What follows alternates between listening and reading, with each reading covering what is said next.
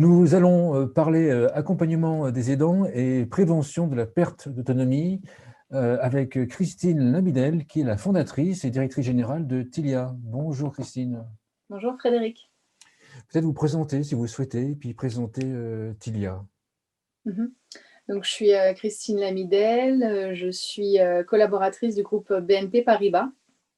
Je suis intrapreneur parce que j'ai eu l'occasion de proposer le projet Tilia au sein de mon entreprise et de le développer.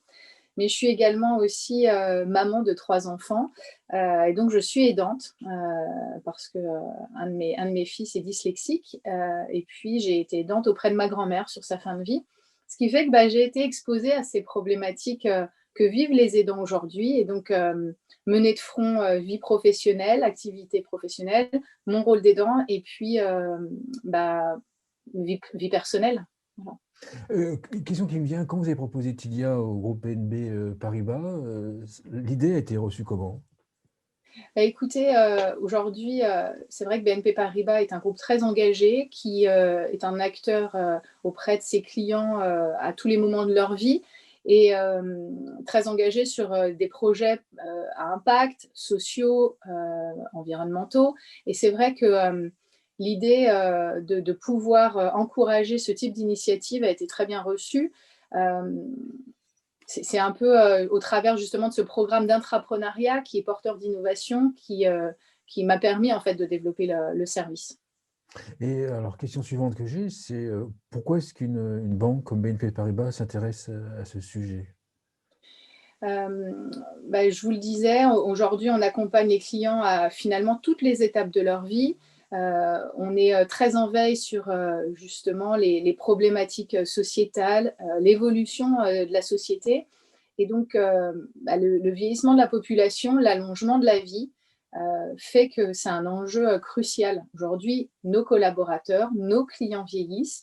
Et donc, dans une posture d'accompagnement des clients sur des services plutôt extra-financiers, semble une réponse pertinente pour s'adapter à la société et vraiment être présent au quotidien pour nos clients, pour nos collaborateurs.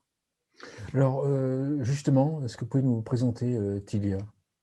Oui, bien sûr. Alors, l'idée, elle m'est venue à la fois par mon parcours personnel. Hein, je vous le disais, j'ai accompagné ma grand-mère sur sa fin de vie, mais également parce que, encore une fois, chez BNP Paribas, on accompagne les clients, nos collaborateurs également, mais nos clients tout au long justement de un mariage, l'achat d'un bien immobilier, les études des enfants.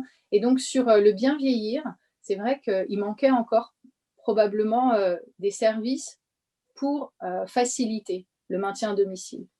Comme ma grand-mère, 90% des personnes âgées, des seniors, veulent vieillir à leur domicile.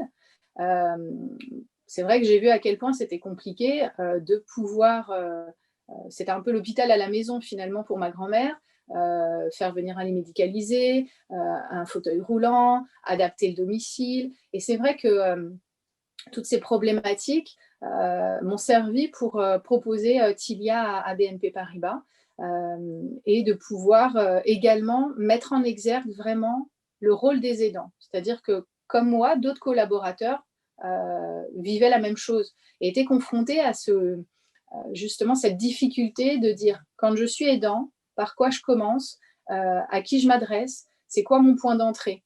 Et donc Tilia aujourd'hui, c'était ça, c'était de mixer à la fois un point d'entrée humain avec des assistants personnels et puis avoir aussi, puisqu'un aidant, il manque de temps, il manque de coordination, il manque d'identification, en fait, de recommandation des prestataires. Et donc l'idée, c'était vraiment de se dire, je vais pouvoir me reposer, entre guillemets, me soulager auprès des assistants personnels qui vont me mettre en relation avec des professionnels qualifiés, qui vont pouvoir m'assister dans tout ce qui va être prise des rendez-vous, coordination. Ce qui manquait aussi, parce que, bien entendu, aujourd'hui, le sujet des aidants, il n'est pas nouveau. Les associations, ça fait des décennies qu'elles œuvrent auprès des aidants. Il y a des CLIC, les CCAS, tous les centres de coordination, d'information localisés. Mais ce qui manquait vraiment, c'était aussi de se dire, quand je suis sur mon lieu de travail, qu'il faut appeler l'infirmière, l'auxiliaire de vie, faire livrer le plateau repas, bah, j'ai besoin d'être rassurée, d'être tranquillisée, que tout se passe bien. Et donc, il fallait aussi retrouver toutes ces informations dans une application partagée avec les proches de l'entourage. D'accord. Dans l'application, on retrouve quoi? On retrouve des conseils, on retrouve l'annuaire j'imagine quelque chose pour organiser l'ensemble, on retrouve un annuaire avec des services? Alors, on ne voulait pas être une marketplace, un espèce de référentiel de tous les services existants. Le point d'entrée, encore une fois, c'est les assistants personnels. Donc, je vous donne un exemple. Mon proche vient d'être hospitalisé. Eh ben, j'ai besoin très, très vite de m'organiser, de mettre en place pour sa sortie les différents prestataires. Donc, je vais appeler l'assistant personnel qui va pouvoir m'orienter, m'aiguiller. Je vais pouvoir, grâce à lui, faire organiser les rendez-vous, coordonner les différents intervenants. Et puis, ces informations vont se retrouver dans l'application. L'application n'est qu'un moyen, finalement, au service de l'aidant pour retrouver l'agenda partagé, les horaires des rendez-vous, avoir un suivi dans le carnet de vie du passage des prestataires au domicile du proche. Et puis, je vais avoir accès à un simulateur d'aide financière. Parce que, justement, pendant le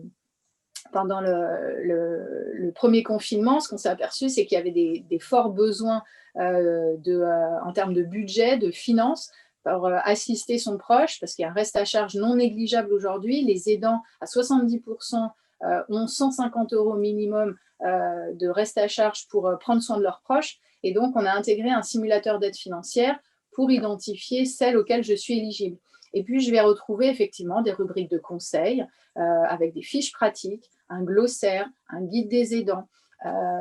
Et donc, l'idée, c'est d'avoir comme ça ce principe de partage avec l'aidant référent, celui qui endosse un peu plus ce rôle, et puis également accessible aux proches fragilisés, si lui est équipé également, et puis à 3 membres de confiance. C'est-à-dire que moi, je vais pouvoir effectivement être aidante de ma grand-mère qui habite à 200 km, et puis sur place, il y a la voisine sur le même palier qui, elle, va pouvoir accéder aussi à l'application, va pouvoir s'assurer que les prestataires qui passent bien sont référencés. Vraiment, l'idée, c'est d'avoir un peu plus de sérénité et puis un gain de temps, la réactivité, de se dire que c'est un rôle d'aidant qui est très fastidieux, qui est chronophage, et que en pouvant solliciter ces assistants personnels, je vais pouvoir déléguer un certain nombre de tâches. Voilà. D'accord. Précision conduite, assistant personnel, c'est une personne physique qui, à distance, va Oui, s'occuper, va m'aider dans mon rôle d'aidant pour s'occuper de la personne aidée.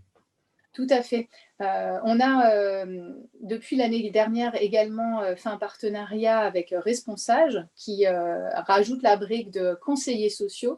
Donc, en fait, tout au début du parcours, un petit peu, on va pouvoir avoir cette expertise sociale avec un bilan personnalisé avec les conseillers sociaux. Je vais retrouver mon diagnostic dans l'application. Puis ensuite, quand on va être sur de la coordination, eh ben, je vais pouvoir solliciter 24 heures sur 24, 7 jours sur 7, les assistants personnels qui sont également humains et qui sont formés justement à assister les aidants à ces problématiques de fragilité que sont la maladie, le handicap ou le grand âge, parce qu'on interagit sur ces différents domaines. Mmh. À quel moment un aidant se dit: «Voilà, je vais utiliser, Tilia» et le déclencheur, c'est quoi? C'est la fatigue? C'est je suis éloigné de mon aidé, je ne vais pas y arriver? À quel moment et quel est le déclencheur? Quels sont les déclencheurs? Alors, simplement, je débuterai par aujourd'hui, hein, les aidants, qui sont-ils? Parce que Mmh. c'est effectivement les aidants eux-mêmes ne se reconnaissent pas comme aidants. C'est-à-dire qu'aujourd'hui, au regard de la loi, est considéré comme aidant une personne qui apporte une aide non professionnelle à un proche qui est fragilisé ou dépendant par la maladie, le handicap ou l'avancée en âge, et de manière régulière et fréquente. Et donc là, il y a eu en 2016 cette première, en tout cas cette reconnaissance de ce statut d'aidant familial. Ensuite, on a eu en mai 2019 la reconnaissance du proche aidant, parce qu'effectivement, il n'y a pas forcément besoin de lien de parenté pour s'occuper d'un proche, ça peut être un voisin, ça peut être un ami. En tout cas, ce qui est sûr, c'est qu'il y a 11 millions d'aidants en France, qu'aujourd'hui, ils ne se reconnaissent pas tous dans ce statut d'aidant, Parce que moi, la première, on accompagne avec mon époux depuis 15 ans notre enfant dyslexique et dysorthographique. À aucun moment, on avait identifié qu'on était aidant. Et en fait, j'ai considéré que j'étais aidante auprès de ma grand-mère, mais moi, on est des parents. Et les parents, c'est dans leur rôle, en fait. Donc, il y a un premier sujet de se dire, les aidants aujourd'hui, il y a des blocages psychologiques. Ils sont dans le déni de leur situation. Et puis, ils sont aussi dans tout ce qui va être blocage psychologique, barrière par rapport à de la charge mentale, la culpabilité. Pourquoi un aidant accepterait-il de se faire aider quand bien même c'est son proche qui est fragilisé par une maladie, par le handicap? Et donc, accepter déjà de se faire aider est un premier des freins. Ensuite, effectivement, c'est parce que bien souvent, ils sont à bout, qu'ils sont surmenés, qu'ils ont des choix à faire. Bien souvent, ils se mettent à temps partiel. 45% des aidants ont dû aménager leur temps de travail. Et qu'à un moment donné, on n'est pas des surhommes, des surfemmes, et on ne peut pas tout gérer. Et là, forcément, on a besoin d'être accompagné. D'accord. Et alors, pourquoi est-ce qu'ils vont faire appel? Qu'est-ce qui a été le déclencheur? Pourquoi est-ce qu'ils vont faire appel à Tilia? Alors, on a plusieurs situations. Je vais vous donner des exemples. Aujourd'hui, on a des collaborateurs qui nous sollicitent suite à l'annonce d'un diagnostic, la maladie d'un proche, l'hospitalisation d'un proche. Il y a une rupture de vie, en fait, il y a une urgence, c'est quelque chose qui se passe dans la vie de leurs proches. Et en fait, voilà, ils basculent dans ce rôle d'aidant, ils sont démunis. Ils ne savent pas à qui s'adresser, ils ne savent pas par où commencer, quelle démarche entamer. Et donc là, dans ces cas-là, puisque nous, on intervient beaucoup en entreprise pour sensibiliser en amont, et ben dans ces cas-là, les salariés aidants vont se manifester auprès de nous en disant j'ai besoin d'aide là maintenant par rapport à ma situation. D'autres, ça va être parce qu'ils accompagnent, donc une autre situation, ils accompagnent depuis une dizaine d'années un parent âgé et atteint d'Alzheimer, et donc eux maîtrisent parfaitement en fait l'accompagnement des aidants, leur rôle. Simplement, ils vont être épuisés parce que ça s'installe dans la durée. Aujourd'hui, on a 60% des aidants qui accompagnent pendant plus de 6 ans. C'est énorme.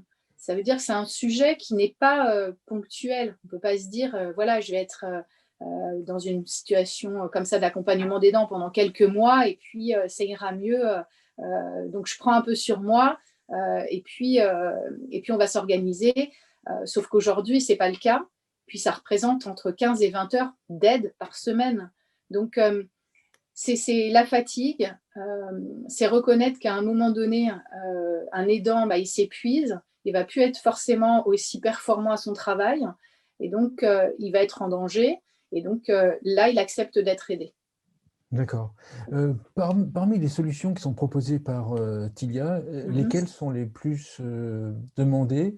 Et est-ce qu'au fur et à mesure de l'aidance, entre guillemets, ces solutions changent et varient? Oui, est-ce qu'il y a des changements au fur et à mesure? Alors, il y a tout un cheminement aussi qui doit être fait en amont, parce que j'évoquais les freins et les barrières psychologiques de l'aidant, mais il y a aussi l'évolution, le cheminement qu'il y a à faire du côté du proche fragilisé. Donc, pour accepter de l'aide, bien souvent aujourd'hui, les proches fragilisés ne veulent qu'une chose, c'est que finalement, ça soit leur proche qui s'occupe d'eux. Sauf que techniquement, parfois, ce n'est pas possible. On sait l'éloignement pour certains aidants la moyenne en France, c'est 226 km. Donc, on n'est pas toujours physiquement sur place. Donc, déjà, accepter une aide extérieure, c'est compliqué. Et donc, une fois que l'aidant a accepté d'être aidé, que son proche a accepté aussi une aide extérieure, dans ces cas-là, ce sont effectivement toutes les sollicitations par rapport aux démarches administratives. On va beaucoup aider sur, par exemple, le dossier de reconnaissance d'un handicap auprès de la MDPH, le dossier de perte d'autonomie par rapport à l'avancée en âge avec l'APA. Et donc, c'est vrai que toutes ces démarches administratives, elles ne sont pas innées, on n'est pas des professionnels. Et donc, quand on est aidant, avoir un premier conseil comme ça auprès des conseillers sociaux, ça va poser un petit peu le plan d'action, les démarches à entamer. Ensuite, on va pouvoir effectivement, on voit aujourd'hui, solliciter Tilia pour la recherche, par exemple, d'un ergothérapeute qui va permettre de pouvoir aménager le domicile du proche. Et dans ces cas-là, ensuite prévoir les différents intervenants au domicile. On peut aussi rechercher, par exemple, dans le cas, je l'évoquais, de troubles 10 pour un enfant, tout ce qui va être l'élaboration des différents bilans, travailler sur le plan d'action individualisé, les accompagner sur trouver effectivement l'ergothérapeute, l'orthophoniste, mettre en place les différentes séances. Donc, en fait, on interagit vraiment avec l'aidant et son proche de manière très personnalisée. De la même façon, ça évolue en fonction de la maladie, du handicap. Donc, vraiment, il y a cette temporalité. Et donc, l'idée, c'est d'avoir un peu un service un peu pick and choose, c'est-à-dire que je vais pouvoir, en fonction de mon besoin, de la situation de mon proche, prendre ce que j'ai besoin. Au début, on va pouvoir par exemple, avoir des aidants qui vont être enfants d'un parent âgé, mais encore autonome. Et on va pouvoir simplement télécharger l'application pour avoir justement accès au guide des aidants, un petit peu avoir ces conseils de dire en amont de la dépendance, peut-être, est-ce qu'il y a des actions à mener? Est-ce que d'ores et déjà, je peux mettre en place, par exemple, certaines aides techniques avec un ergothérapeute pour mettre une barre dans la salle de bain, dans les toilettes, dans les escaliers, baisser l'aménagement du mobilier dans la cuisine. Donc, vraiment, on veut avoir une solution la plus complète possible, vraiment 360. On va pouvoir aussi, par exemple, aujourd'hui, on accompagne des seniors qui, on a rencontré au Salon des seniors, maintenant, ça fait plus de 2 ans, qui nous ont dit avoir été aidants de leurs proches, qui ont été épuisés par ce rôle et qui nous ont dit maintenant ne pas vouloir solliciter et embêter leurs enfants. Et donc, qui ont pris Tilia en amont d'une éventuelle perte d'autonomie, mais surtout pour continuer à rester autonome. Et donc, qui vont nous solliciter plus sur des aspects de déplacement, donc de mobilité, pour réserver des billets de train, parce qu'ils ne sont pas forcément très à l'aise avec le digital, mais vont pouvoir solliciter les assistants personnels Tilia par téléphone pour un petit peu organiser leurs loisirs, leur vie du quotidien. Et puis, tout le monde n'a pas la chance d'avoir dans son entourage un aidant. Donc, c'est pour ça qu'aujourd'hui, on accompagne aussi, nous, en interne, on dit les aidants d'eux-mêmes, mais en fait, c'est un peu ça le principe de se dire, voilà, je peux être aussi seule, et quand on est isolé, sur qui compter? On a cet assistant personnel à disposition en sollicitation illimitée. D'accord. De votre point de vue, la crise sanitaire que l'on a vécue et que l'on vit encore, elle a changé quoi? Elle a impacté comment les aidants? Oui, alors clairement, ça c'est une grosse problématique et qui a eu des répercussions vraiment fortes sur les aidants. Le premier confinement, il a été très très mal vécu et finalement a mis en lumière les défaillances de notre système de santé, l'accompagnement des aidants. Il est déjà en temps normal essentiel, et là il a été vital. Il a été, il est crucial. Et donc c'est vrai que face à cette urgence et cette situation inédite, les aidants se sont retrouvés face à des prestataires de services à la personne qui ne passaient plus au domicile pour éviter justement la contamination.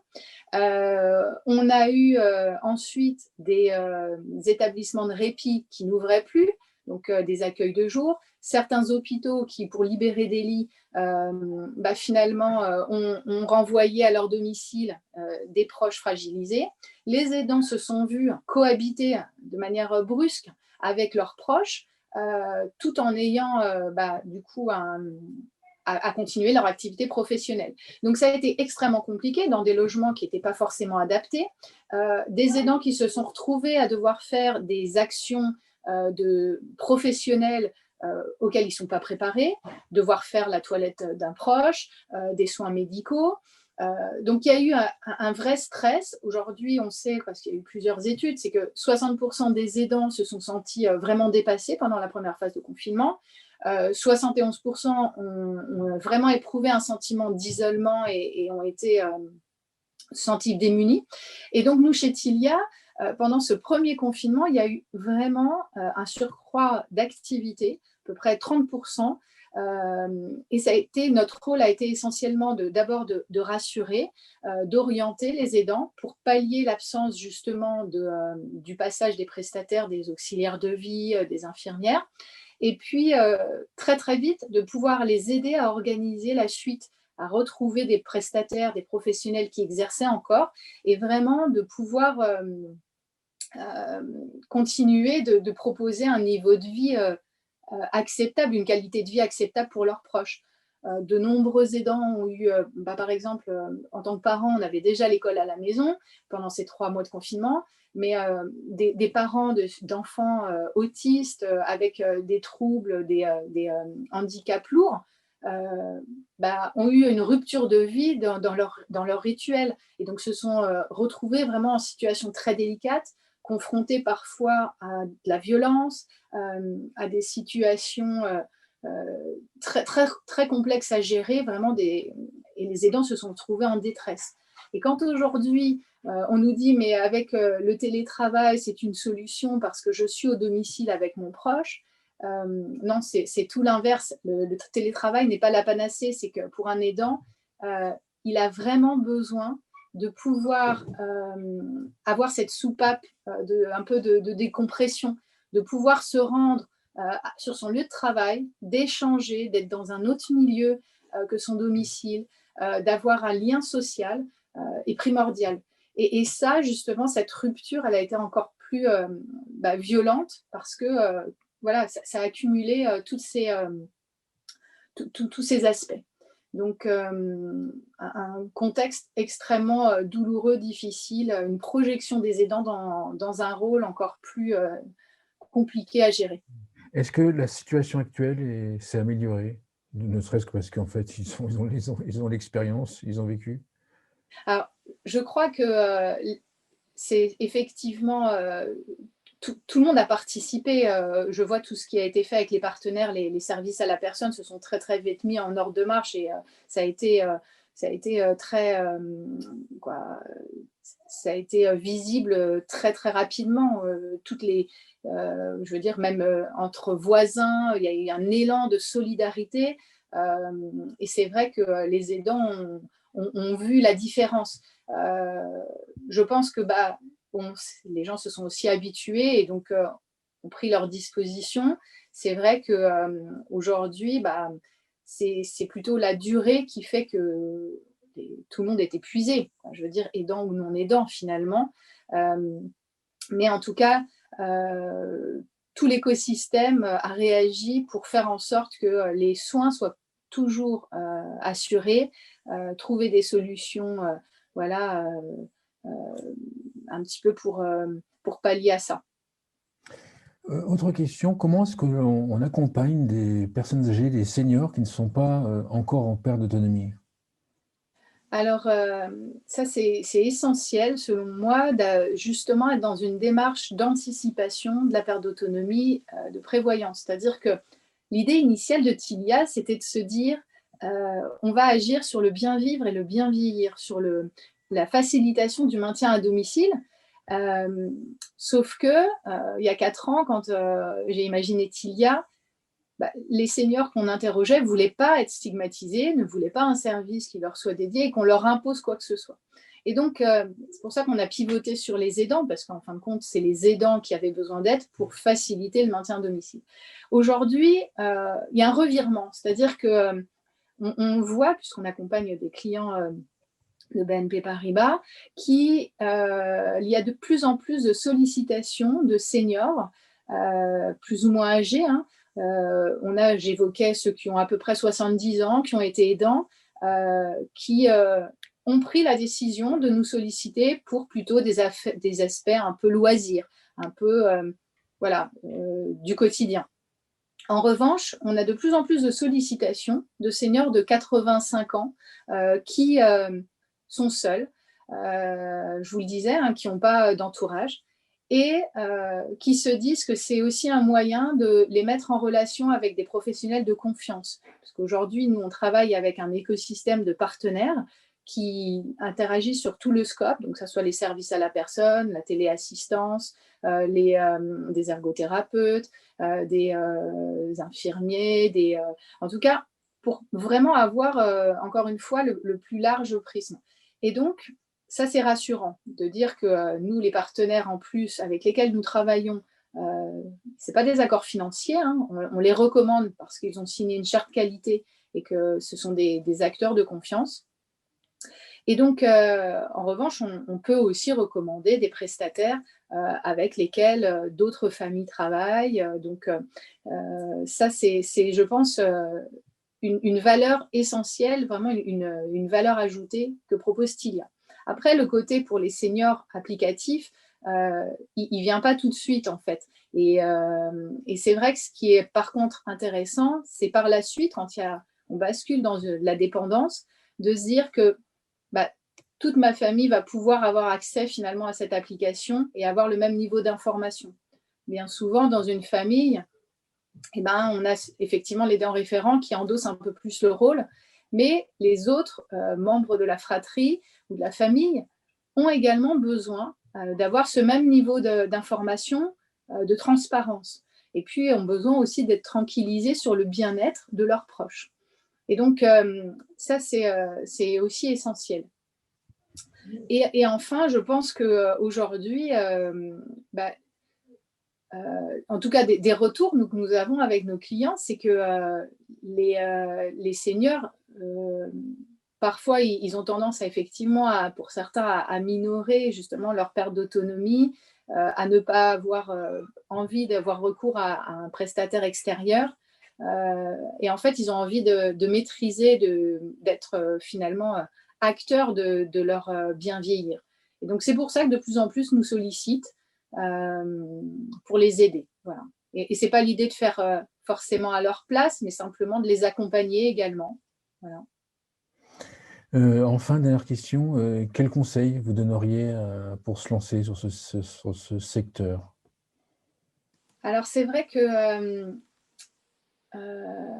je me rappelle que bien souvent on dit, parce que ça part d'expérience personnelle, et là en l'occurrence, moi c'est un peu l'élément déclencheur, c'était l'accompagnement de ma grand-mère, c'est que ma grand-mère n'est pas le marché. Donc en fait, il faut bien avoir en tête de s'assurer, nous aujourd'hui on a développé Tilia en méthode agile, en méthode Lean Startup, donc un mode itératif qui nous permet de consulter très régulièrement nos clients, nos utilisateurs pour faire évoluer notre service.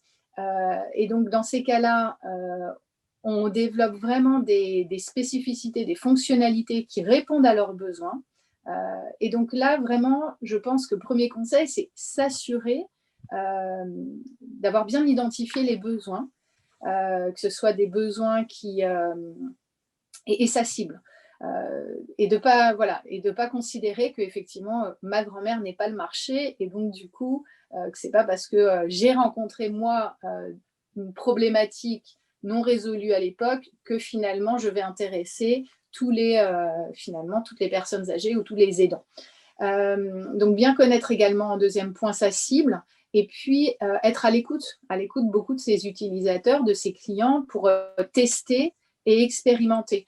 Ce qui est essentiel, c'est que le client, l'expérience client, et le client est au cœur de notre dispositif. C'est-à-dire que on doit venir en aide, on doit avoir un impact social, on doit proposer des solutions pour pallier justement le manque parfois de dispositifs mis à disposition au niveau de l'État, au niveau voilà. Et donc il faut bien avoir en tête de travailler main dans la main avec ses utilisateurs, être à leur écoute. Et puis enfin, intégrer l'écosystème de la silver economy en l'occurrence, le milieu associatif, parce qu'on travaille encore une fois, pareil, main dans la main, pour pouvoir apporter et répondre le plus de manière la plus complète finalement pour résoudre cet enjeu social, sociétal. Et donc ça veut dire avoir des prescripteurs, avoir des partenaires de confiance. Voilà, c'est également essentiel. D'accord. Une conclusion à l'émission? Bah, écoutez, nous, ce qu'on espère, c'est vraiment pouvoir participer, apporter une pierre à l'édifice, justement pour répondre à ces problématiques. Moi, je considère que vraiment, c'est un enjeu majeur, crucial, d'autant plus important au sein des entreprises aujourd'hui. On n'a pas forcément évoqué le sujet des collaborateurs aidants, mais qui est essentiel, encore une fois, aujourd'hui pour le maintien des temps de vie, la conciliation des temps de vie. Il est essentiel aujourd'hui que les RH intègrent, au même titre que dans leur politique de diversité, de politique de conciliation des temps de vie, cet aspect des aidants, qu'ils puissent apporter des dispositifs à leurs collaborateurs. Vraiment, il est essentiel de s'emparer du sujet. Voilà. Merci. Merci Christine Lamidel. Je rappelle que vous êtes fondatrice et directrice générale de Tilia. Merci beaucoup. Merci Frédéric.